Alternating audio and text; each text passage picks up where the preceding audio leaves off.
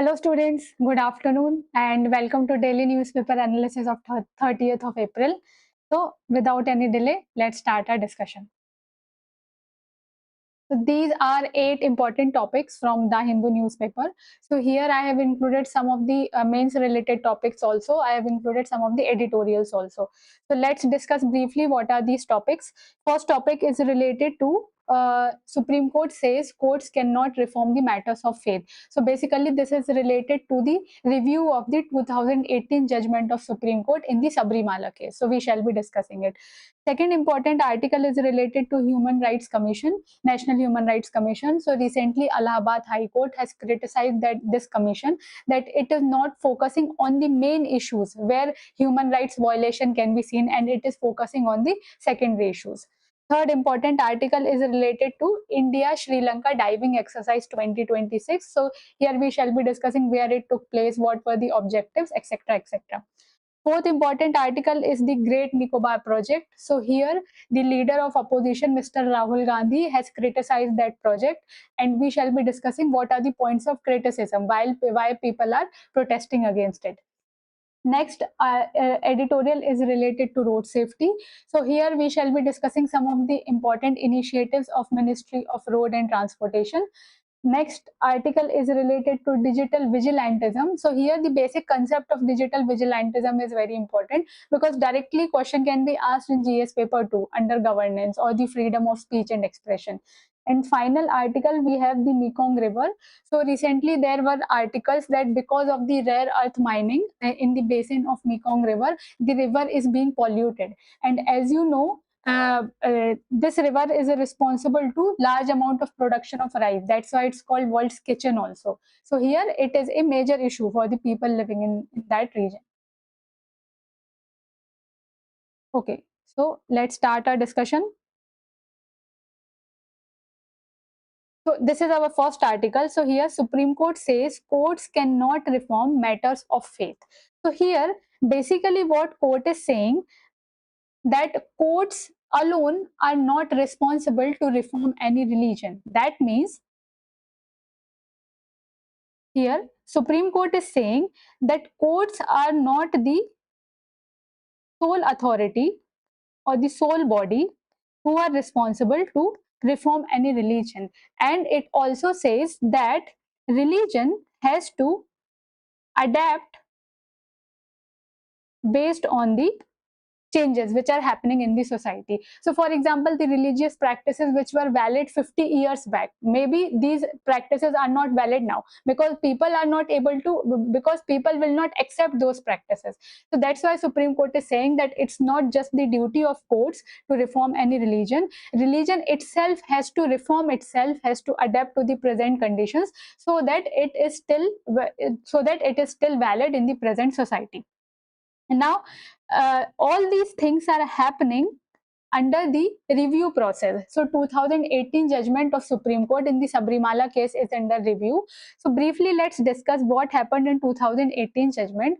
In 2018, Supreme Court of India have allowed the women of menstruating age that is around 10 to 15 years. So these women were allowed to enter Sabrimala temple. So this was the judgment, and what were the reasons quoted? Because if you are restricting women to enter that temple, then it is against right to life, that is under Article 21, as well as it is against right to equality, that is Article 14. So these were the reasons given by the Supreme Court. Now after this 2018 judgment, this thing was challenged. And why this thing was challenged? Because according to some groups, it is against Article 25, that is freedom of speech and expression. Okay, so first of all, let's discuss that what two things were mentioned under 2018 judgment. First thing they mentioned about Article 14, that is freedom of right to equality, and second article which was mentioned was Article 21, that is right to life. Because Article 14 says that no person should be discriminated against on the on the unreasonable grounds or on the arbitrary grounds. So this was the first reason. And second article which was mentioned, article 21, that is right to life. So it says that nothing must be done to affect the dignity of any person. So if you are restricting the women of menstruating age who belong to 10 to 50 years, so it is against article 14 as well as article 21. Now briefly let's discuss about article 25, because article 25 is right to freedom of religion. So basically article 25 mentions two things. It mentions about right to conscience and right to practice your own religion. So these are the main two rights which are provided under article 25. But there are reasonable restrictions also under article 25. So what are those reasonable restrictions? That means on what grounds these all things can be restricted?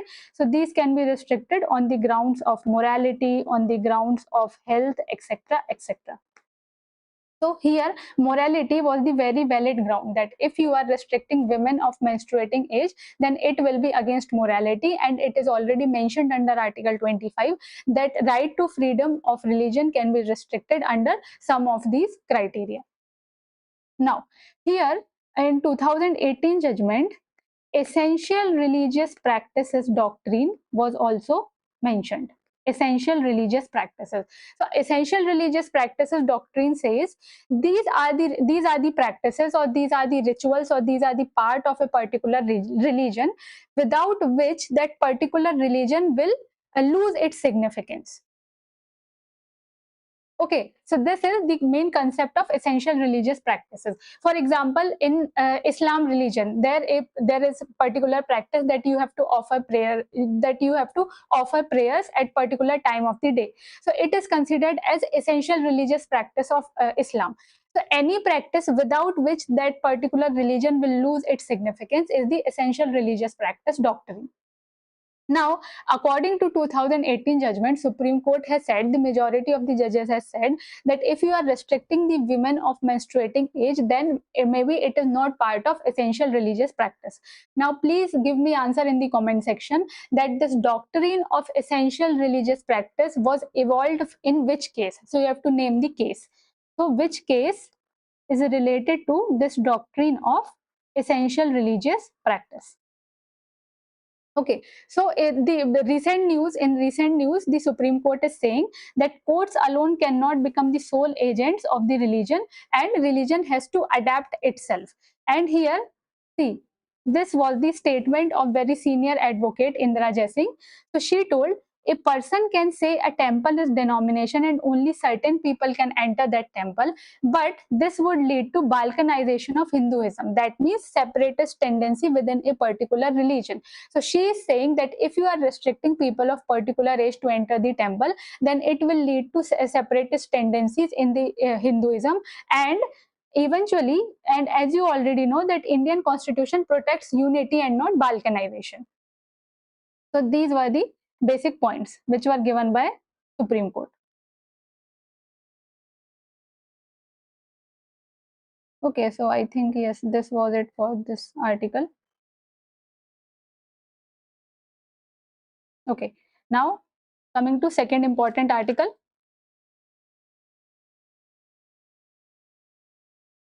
Okay, so here second article is related to National Human Rights Commission. So here Allahabad High Court has said National Human Rights Commission is ignoring the attacks on Muslims, dabbling in matters that don't concern it. So this is said by Allahabad High Court because it is criticizing National Human Rights Commission. So first of all, let's understand the complete issue, what all is happening.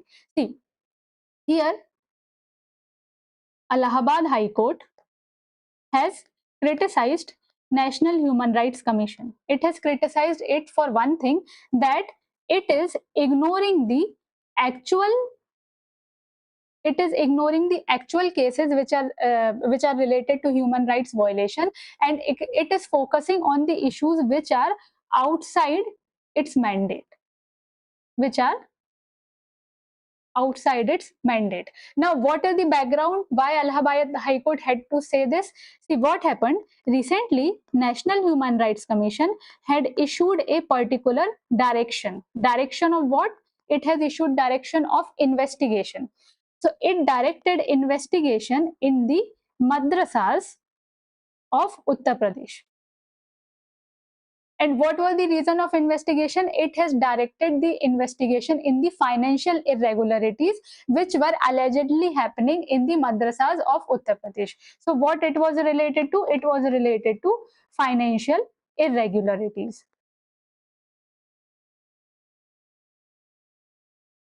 Now, so this was the main issue. Now the people from these madrasas of UP, they have challenged this investigation, and they have challenged this investigation on two grounds. First of all, they said that the main role of National Human Rights Commission is to focus on the cases related to violation of human rights, but this case is related to financial irregularities. So maybe there are irregularities or maybe there are no irregularities, but it does not come under your mandate. So first important thing is that these things does not come under the mandate of Human Rights Commission, and the High Court said that all these things might go to Supreme Court under Article 226. That instead of ordering the investigation for the financial irregularities, these all things could have been discussed in the High Court under Article 226. Second thing, what these people of madrasas in UP have challenged, that all these cases are not happening, all these cases did not happen within 1 year. That means National Human Rights Commission is violating the rule of 1 year. Rule of 1 year. That means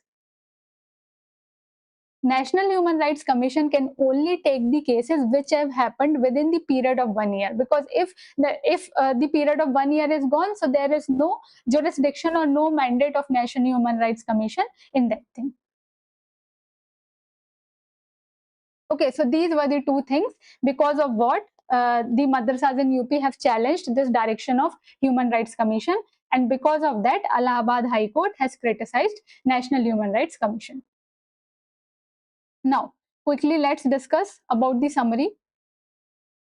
So here, Allahabad High Court has criticized this commission because it is allegedly focusing on matters which are outside its mandate, and hence it is overlooking serious human rights violation. And the case is related to the investigation in the madrasas of Uttar Pradesh. So what the petitioners have argued, they have said that the commission is violating the 1 year limitation rule, and 1 year limitation rule has been mentioned under the Protection of National Human Rights Act 1993. So this act says if anything has happened within the period of 1 year, then only National Human Rights Commission can investigate on that. And instead of focusing on the financial irregularities, the commission could have focused all these cases could have come to the High Court under Article 226. Okay, so here you have to give me answer in the comment section about the members of committee who are involved in, just a second, yes. So here you have to give me answer who all members are involved in the committee for appointing the members of National Human Rights Commission. So now quickly discuss some of the prelims related points for National Human Rights Commission. So first important thing is whether it is statutory body or it is constitutional body. So first important thing for you is that it is a statutory body and it was established under Protection of Human Rights Act 1993. So in which year it was established? Under which? Just a second.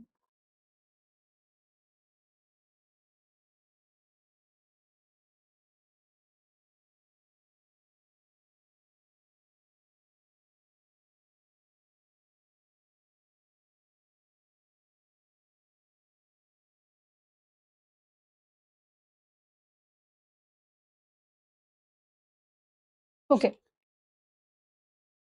Yes. So first important thing is that it is a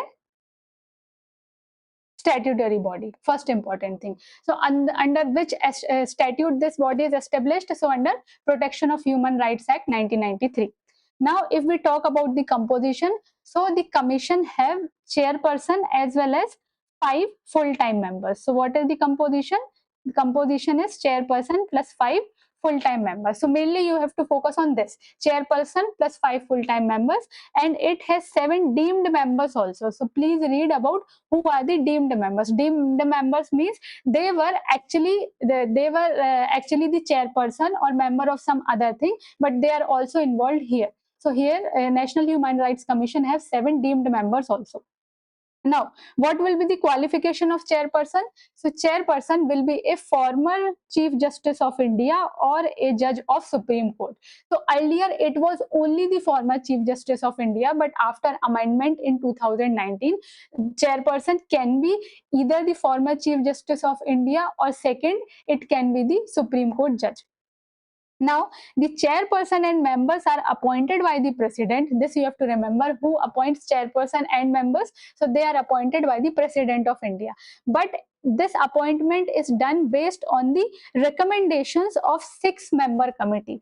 So you have to tell me in the comment section that what all members are the part of this 6-member committee, based on whose recommendations these members are appointed by the president. Now, if we talk about the tenure, so the chairperson as well as members, the tenure for both of them are same. So either their term is of 3 years, or if we talk about the age, so until they reach the age of 70 years. So here you must remember 3 years or 3 years or 70 years. So here the term of office for chairperson as well as members, term will be 3 years or until they reach the age of 70. Now quickly let's discuss about the roles and functions, because this article mainly focused on the roles and functions only, because the appellants have mentioned the 1-year rule. So here you must have an idea what is 1-year rule. So first important role or function is the commission possesses powers of civil court with judicial proceedings. Possessing the power of civil court means it is not actually a civil court, but it has some of the powers similar to civil court. That means it can ask any witness to appear before itself, or it can ask any authority to present particular documents, or it can ask for the proof. So these are some of the powers of civil court which are possessed by National Human Rights Commission. Second important power is it is empowered to utilize the services of any, that is central government or state government, and it can ask any investigative agency to investigate in the human rights violations. Third important thing is it can investigate matters only within 1 year. That means if for a particular event more than 1 year is passed, then it cannot investigate and other type of agencies will come into play. And last thing is its functions are recommendatory in nature. Recommendatory in nature means if a particular thing is advised or recommended by this commission, then it's not important for government or any particular agency that it is mandatory that they have to do that thing. It is recommendatory means they can accept the recommendation also, or they can reject also. So these were the basic things.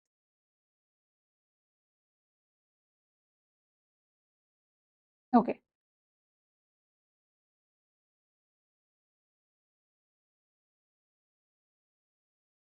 Now, third important article is related to the bilateral diving exercise between India and Sri Lanka. So here India and Sri Lanka reaffirm maritime ties through bilateral diving exercise in Colombo. So for exam point of view, first important thing is about the location only, that at what location this diving exercise between India and Sri Lanka took place. So it took place in Colombo, it did not took place in India. Okay. So now, first of all, let's briefly discuss that what is the main objective of all these type of exercise. Basically, we are talking about the diving exercise. So here, what is the main objective of this diving exercise? Its main objective was to increase the maritime cooperation between India and Sri Lanka. What type of cooperation? Its main purpose was to increase the maritime cooperation between India and Sri Lanka. Now, there was one more broader objective. What was that broader objective? It was to ensure peace and security in Indian Ocean region. In Indian Ocean region. So this was the main objective of this diving exercise. Now to focus on this objective, what all things were done? That means what all things were the focus of this diving exercise. So first of all, first important focus was the deep sea diving. That means the military forces from both these countries will coordinate with each other in the deep sea diving practices, so that in future they can save someone's life, or in future they can repair the damaged vehicle. Next thing which they will focus on the mixed gas diving. So see, first important focus was on the deep sea diving. Second important focus on the mixed gas diving. What is the meaning of this mixed gas diving? See, as you know, whenever you dive deep into the sea, the amount of oxygen reduces and the breathing becomes very risky because you don't have that amount of oxygen to breathe. So when you go very deep into the ocean, instead of using oxygen, you use mixed gases to breathe and sustain yourself. So this is the mixed gas practice. Third thing which it focuses on the underwater rescue. That means for example, if you want to rescue anyone, that then you have the basic practice of deep sea diving. And finally it will focus on the salvage operations. Salvage operations means working on the damaged vehicle underwater. So here next focus will be the salvage operations. So what is the meaning of salvage operations? Here the focus will be on the, just a second, on the damaged vehicle.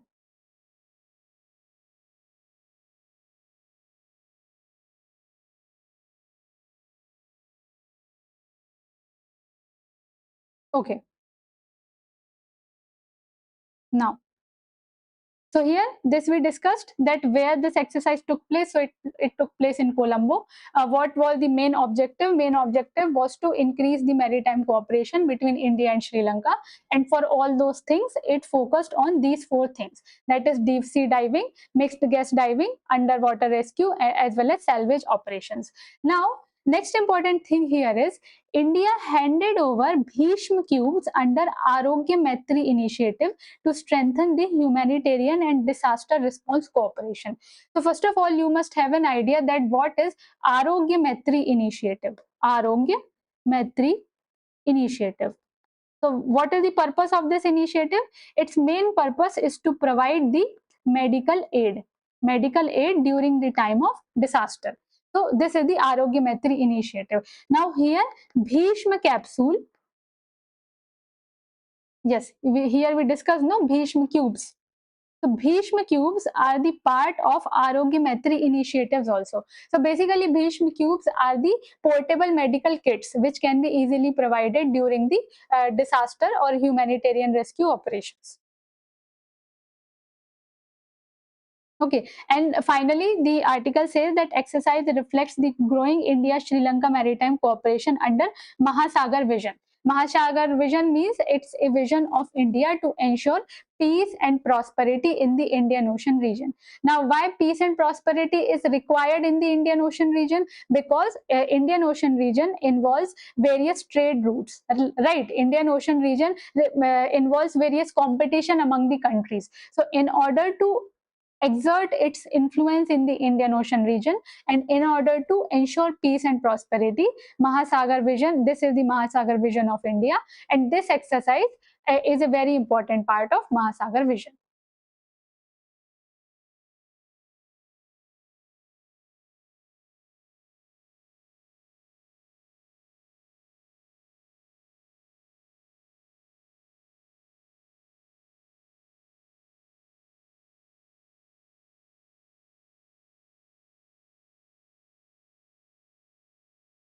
Okay, now coming to next important article, and this article is very important.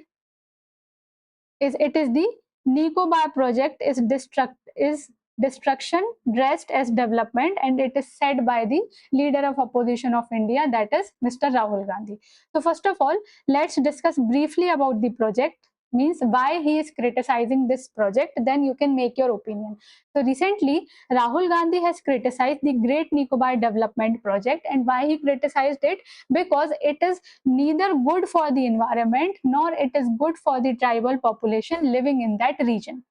Now, To understand this, why it is impacting environment as well as tribes, first of all, let's have a basic idea that what all things will be included in this project. So first important thing this project will include is an international transshipment project, transshipment port. The purpose of transshipment port is a port. Transshipment port is a port where the cargoes will be transferred from one ship to another. So that particular port we call as transshipment port. So here this project will involve a transshipment port. Now, second important part will be an airport because it has to boost the tourism activities. And finally, a tourism township. Now, if you want to create all these things, you will be needing a large area of land, right? Now, from where this large area of land will come? First of all, you have to cut the rainforest, which are present in the Great Nicobar. And second, you have to displace the tribal population from that region. So here it will impact the environment also, as well as it will impact the tribal population also, right? So now let's discuss in detail that how all these things are affecting environment and how these things are affecting the tribal population. Okay,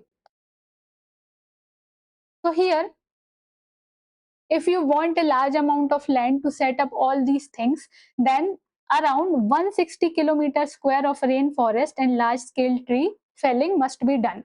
So here it will impact the environment because how? Because you have to cut down the rainforest in that region.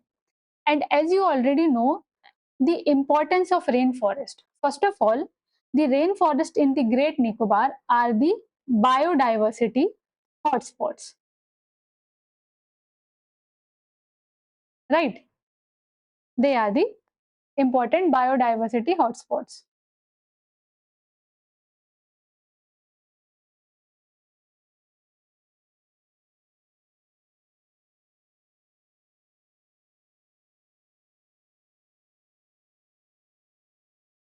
Yes, and if it is they are important biodiversity hotspots, then there must be many endemic flora and fauna present in that forest. Now, if these forests are cut, then we will lose various endemic species and we will lose very important gene pools also. Next important thing about the rainforest is, as you already know, that forests are the carbon sinks, right? So here, and especially rainforest acts as important carbon sinks. So if you cut these forests and if you build that infrastructure, so now as you already know, every day you read in the news that especially in South India, that temperature is above 42 degrees, 43 degrees, 45 degrees.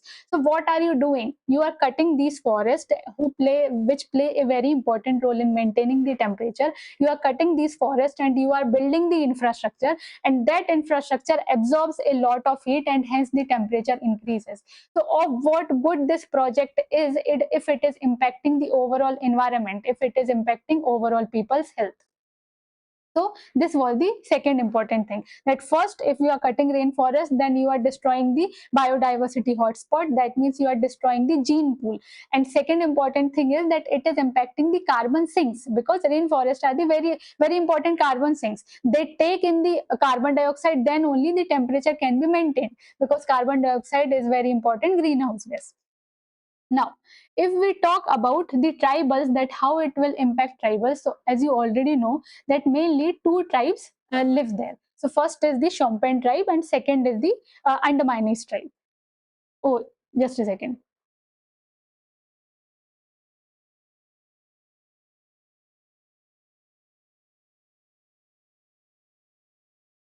Yeah, okay. So here for the tribal, if I talk, so basically two tribes live here. First is the Nicobaris and second is the Shompen. So here of the complete life of this tribal population will revolve around this forest only. So their food habits, their rituals, everything will revolve around this forest. And if you destroy these forests, so it will destroy the overall social life of this tribal population. And the all the tribes present in that area have also criticized the government, that government has not settled the land rights for the tribals in that region. And if the land rights become if the land rights are unsettled even after the project, then they will lose their traditional land also. So these are the main basic issues related to environment as well as the tribal population. Now let's see the basic components in which we are discussing, that what all components are involved here. So first of all, first component is the infrastructure development, right?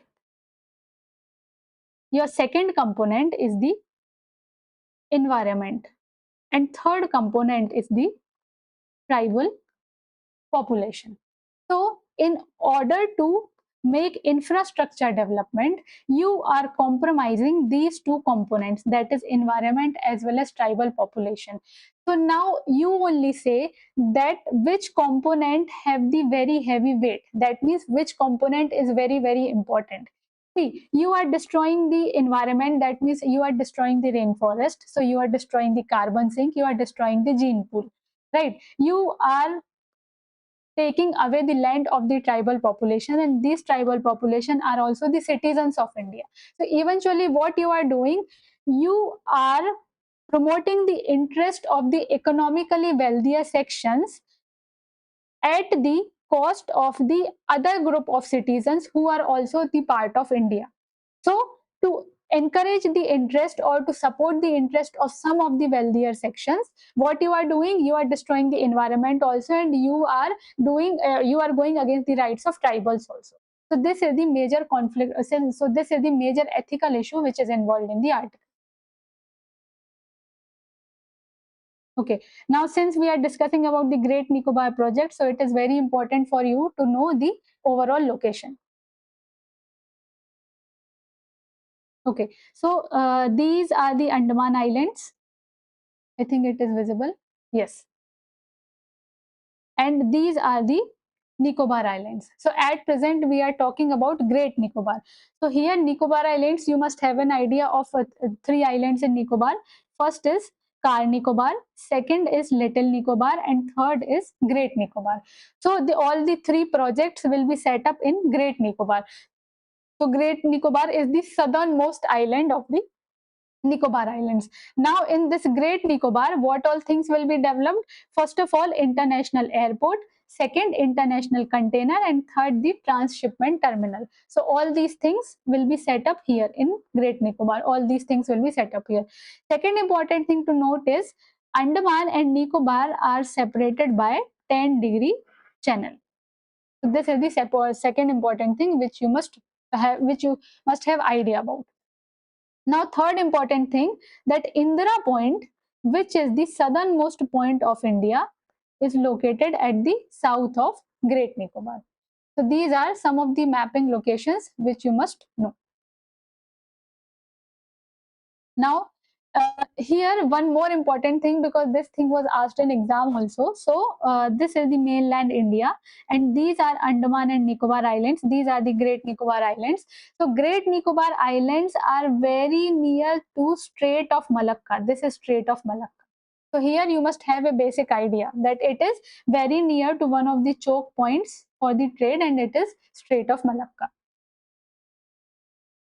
Okay, so let's briefly discuss some of the prelims related points. So first of all, Andaman and Nicobar Islands are divided by the 10-degree channel. So at the north we have Andamans, at the south we have Nicobars. Now second important thing is Great Nicobar is the largest island in the Nicobar Island. Just a second. Yes. So because here we discussed that Nicobar have three important islands. First is Car Nicobar, second is Little Nicobar, third is Great Nicobar. So if we talk about the Great Nicobar, so among the three islands, Great Nicobar is the largest island in the complete Nicobar Island. Now it hosts Indira Point, which is India's southernmost point. Okay, so you must have a idea that it hosts Indira Point. Indira Point is the southernmost tip of the India, and this is very near to Sumatra, that is Indonesia. See here, this is Great Nicobar and this is Indonesia. So it is very near to this, and in 2017 already a question has been asked on this. Now, Great Nicobar has two national parks. So you have to give answer in the comment section. What are those two national parks which are present in the Great Nicobar Island? So this you have to answer. Now, here you must have an idea about the two basic tribes which inhabit this region. So what are those two tribes? So first is the Nicobaris and second is the Shompen tribe. So both are not PVTGs. First tribe which is a PVTG, that is Shompen, and second tribe we have Nicobaris. So here you must have the idea of this also, that whether these tribes are assimilated in the mainstream population or not. So out of these two tribes, Nicobaris are more assimilated, but Shompins, which are PVTG, they want to preserve their own culture, they want to preserve their own land. So still they are not part of the mainland ecosystem. Now here you must have idea about the Great Nicobar Biosphere Reserve also. So here this Biosphere Reserve is a part of Man and Biosphere Reserve program of UNESCO, and it was included in 2013. So these were some of the prelims related points.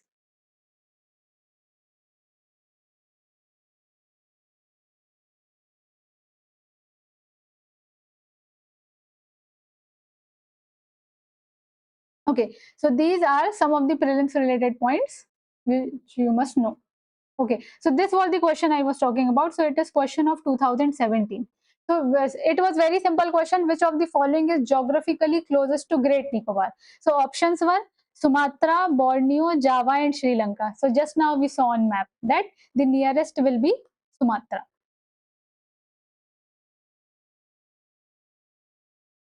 Okay. Now, next article is related to new technologies for the road safety in India, because I think a few days back only we discussed about the data on road accidents. So we discussed that national highways account just 2% of the overall road length in India, but around 30% of total accidents in India happen on national highways only. Because of that only, Supreme Court has declared that right to freeway or right to way is an important part of Article 21, that is right to life. That means government must take all the important steps to ensure the safety and security of passengers as well as pedestrians on the road. So let's discuss what all article is saying. Okay, so here the Ministry of Road Transport and Highways plans to introduce vehicle-to-vehicle communication technology to improve road safety. So recently, this ministry is planning to introduce vehicle-to-vehicle communication technology. So first of all, let's quickly discuss about vehicle-to-vehicle technology. What is the purpose of this technology? See, its main objective is to reduce number of road accidents. This is the main objective. Now, how this will be done? So this, understand in this way. For example, this is first vehicle and this is second vehicle. So this vehicle is moving ahead of this vehicle. Now, in both of these vehicles, we will be having a SIM kind of device. Both these vehicles will be having a same kind of device, and using the radio waves, using the small frequency radio waves, these both devices will communicate with each other. So for example, if this vehicle applies sudden brake, then the signals will be sent to the vehicle which is running behind, so that this vehicle will maintain a proper distance from the first vehicle. So this is the meaning of vehicle to vehicle technology, where vehicles can communicate with other vehicles so that collision can be avoided and safety of the passengers on road can be ensured. So this is the V2V technology. Now, this V2V technology is a small part of the comprehensive V2E technology. V2E technology means vehicle to everything technology. That means here one vehicle was communicating with other vehicle. In V2E technology, one vehicle will communicate with other vehicle also. It can communicate with other kind of infrastructure also. Infrastructure, for example, the traffic lights, or for example, traffic signals or other things. Or it can give signals to the pedestrians also. So here basically a vehicle is able to communicate with everything in its environment so that collision or accident can be avoided. So here larger technology is V2E technology, and V2E technology, the smaller part is the V2V, that is vehicle to vehicle technology. Now, but here the article discusses that though the ministry is trying to introduce this plan, but there are various challenges in India. What are those challenges? First challenge is India currently lacks the required digital infrastructure interoperability standards as well as the back-end systems. See, let's understand in this way. First thing article is saying that India is lacking the required infrastructure. Now, if we talk about V2V technology, what all infrastructure will be required? Just think for a moment. First of all, as we discussed, that all the vehicles will be fitted with a SIM size of device. So first of all, you must need a unit, you must need an onboard unit on the vehicle which can send signals to other vehicle and communicate with each other. So first of all, you will be needing a board unit. Second important thing what will be needed, you will be needing will be the roadside unit, because if you want to communicate with the other infrastructure on the road, for example traffic signals, then you will be needing the roadside unit also. And see, both these vehicles are communicating with each other using the radio waves, so you must be needing a spectrum of particular frequency also. So it will spectrum will also come under infrastructure only. And finally, what you will be needing? You will be needing a very good back end infrastructure also. What is the purpose of back end infrastructure? So as to ensure the cyber security. Because see, if both vehicles are communicating with each other, then obviously data will be shared. Obviously, internet connectivity will be there. And if data will be shared, then you have to ensure cyber security also. Okay, so these were the important challenges which India will be facing. And other challenges are include the high compliance cost, lack of driver training, cyber security, as well as weak road infrastructure. So all these things we already mentioned. Now see, if the drivers are to use this vehicle to vehicle technology, at least you must first train them, right? Otherwise they cannot use this technology very effectively. So the article suggests the solution also, that if you want to increase the compliance and if you want to know if you want to implement this technology, then this thing must be done in the phased manner. It's not like from tomorrow only you declare that all the vehicles must be embedded with this vehicle to vehicle technology. No, the people and the technology, the infrastructure is not ready for that. So first important thing what you will do, first of all, what you will do, there will be the phased implementation. So everything you will not change in one day only. Second thing, you have to provide the subsidies, then only the people will purchase those kind of cars, and then only you can ensure the compliance. And third is the you have to ensure the network readiness, then only there will be the successful implementation of vehicle to vehicle, and finally successful implementation of sorry.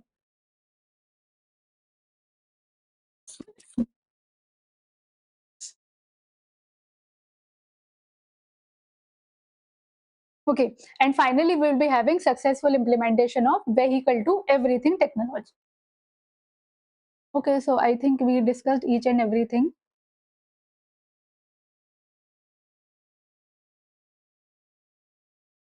Hmm. So here, at least for prelims point of view, you must have a basic idea about what is V2V technology as well as what is V2E or V2 everything.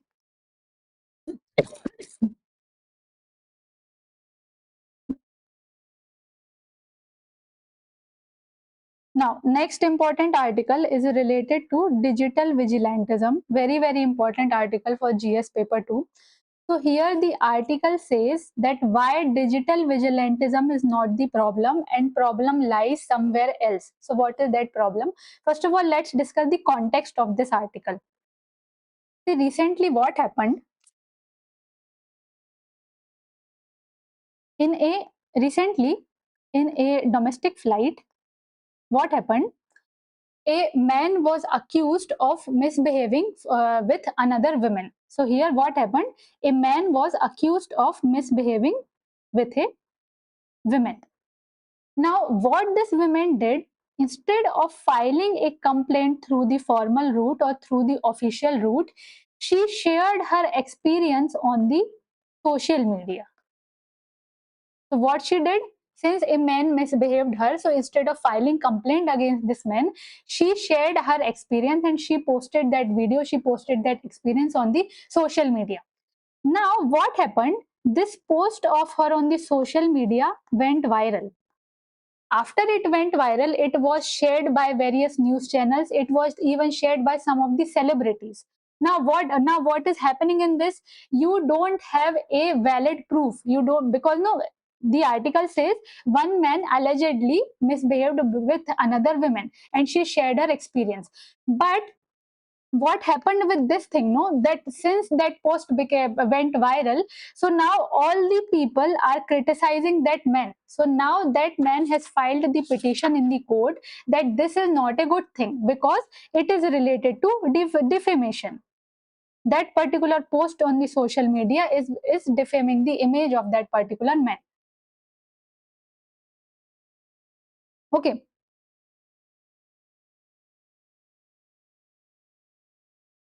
So here, that's why Delhi High Court has recently observed that social media post can go beyond freedom of speech and expression and can be tool for public shaming. So do you can you figure out what is happening here? That instead of using the official routes, mostly people are using the route of social media for naming, shaming, and criticizing the accused person. So here it is very important for us to know the basic concept of the digital vigilantism. So digital vigilantism means when a particular person use the route of social media for naming, shaming, or exposing the particular accused person. So this is the meaning of digital vigilantism, which happened in this case. But the article says that main issue is not this. Main issue is not this, that that particular woman has used the route of social media. Main issue is why people in India are pressurized, or why people in India have to use this route of social media, why they cannot use the official channel. The reason for this is the grievance redressal mechanism in India is not very strong. People generally think even if we go with the official route, even if we file the complaint, no one is going to take action, or even if the action is taken, it will be very late. That's why people want quick action. That's why people use the route of social media. So this is the overall gist of the article, that though this thing is part of digital vigilantism, but this is not the bigger picture, or this is not the bigger issue. Bigger issue is why people are forced to use that route of social media. Reason is because the grievance redressal mechanism is not very strong in India. So what will be the way forward for this? India must have a very strong grievance redressal mechanism, and there must be reasonable restrictions on the freedom of speech and expression, so that a person, according to its whims and fancies, cannot defame the image of another person.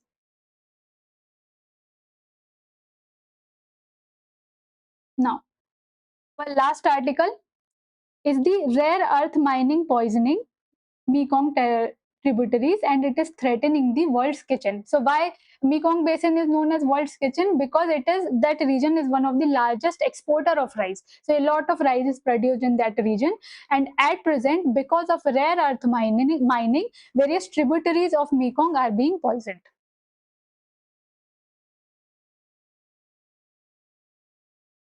So first of all, let's discuss the basic summary. So here, toxic runoff from the unregulated rare earth mining in Myanmar as well as Laos is contaminating the Mekong River and its tributaries. See, as you know that at present we require rare earth mining, rare earth minerals, right? So what is the importance of rare earth minerals? They are important for everything. They are important for semiconductors, right? They are important for mobile phones, for laptops, for the defense instruments, etc. So here at present, every country has the demand of rare earth minerals. Now to obtain those rare earth minerals, you have to mine those minerals, right? And whenever you are mining these minerals, So during the mining, these minerals and some of the chemicals will dissolve with the fresh river water. And after dissolving, it will lead to the poisonous content in the river. That's why the article is saying that mining of these rare earth minerals are leading to poisoning of Mekong River as well as its tributaries. Now, what will be the harmful chemicals involved? How poisoning will happen? Poisoning will happen because of the heavy metals like arsenic, mercury, lead, cadmium, etc. So, whenever you are mining rare earth minerals, these heavy metals can easily dissolve with the fresh river water.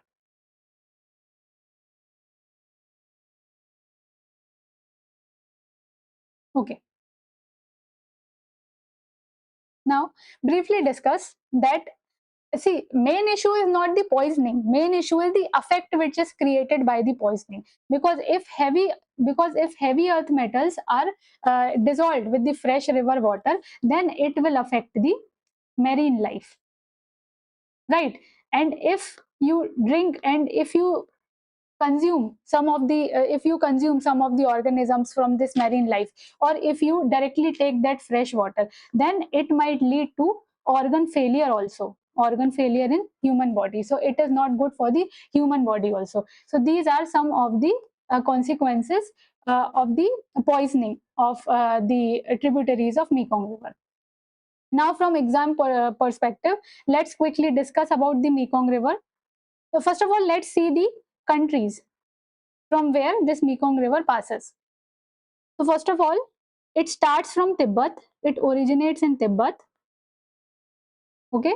Then it goes through China, then Laos, Thailand, Cambodia, and Vietnam. So basically here, I think in map, we are able to see 6 countries. Okay. So where it originates, Mekong River originates from the glaciers of Tibet and flows through 6 countries before emptying into South China Sea. So what all points you have to remember? It originates into Tibet, it passes through 6 countries, and finally where it drains, so it drains in the South China Sea. Now, the lower Mekong basin is rich in natural resources. So lower Mekong basin is shared by Thailand, Laos, Cambodia, Myanmar, and Vietnam. That's why there was poisoning because of mining in the Myanmar as well as Laos. So here, Myanmar and Laos both are part of lower Mekong basin, which are rich in natural resources, and that's why mining was done in that region. Now, Mekong River has been a very important lifeline for people in Southeast Asia because a lot of rice is being produced in this region. Now, it sustains a rich biodiversity and is the 8th longest river in the world. So maybe you don't need to remember the number. At least you must remember this, that it's not the longest river. Okay, and it's the eighth longest river. It also marks the border line between Myanmar, Laos, and Thailand, Laos. Okay, so this is Myanmar and Laos, and this is Thailand and Laos. Okay, so this is border between all these countries.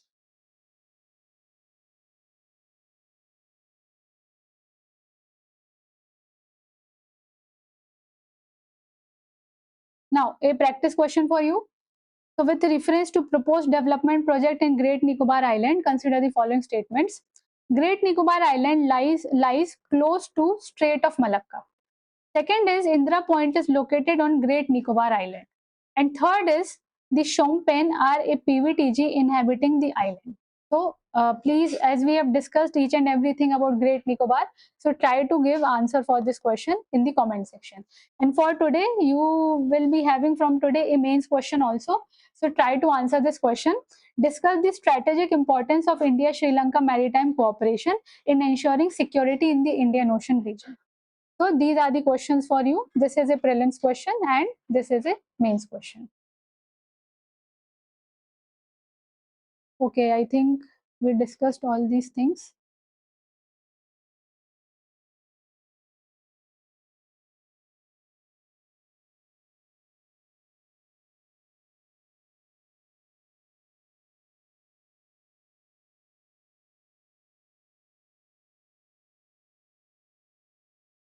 Okay, okay. So I think we discussed all these important articles, and that's all from my side for today.